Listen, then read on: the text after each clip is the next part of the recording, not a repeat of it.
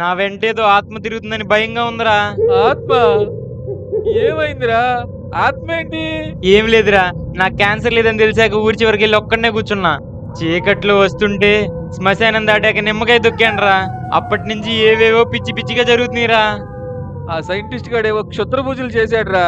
నేను మొదటి నుంచి చెప్తూనే ఉన్నాను, మీరే నా మాట వినలేదు. వాడు మాంత్రికుడేమోనని నాకు డౌట్ గా ఉందిరా. రే, నువ్వు లేనిపోని డౌట్లు పెట్టమాకరా. డౌట్ కాదురా, నిజంరా.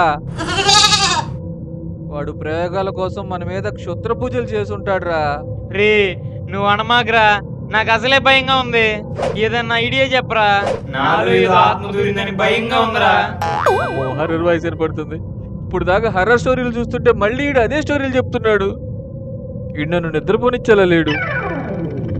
రే మణి, మా తాతని అడిగి నీకు వెంటనే కాల్ చేస్తారా? ఉంటా. అరే మూసి మూసి, అరే రే ఒకసారి వినరా. అమ్మా,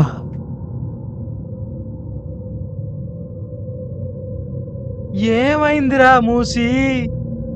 తాత, మణిగడికి దెయ్యం పట్టిందంట. ఆడేమో నాకు ఫోన్ చేసి నన్ను భయపెడుతున్నాడు. అసలే నాకేమో భయం. నీ పడుకుంటా బాబాయ్.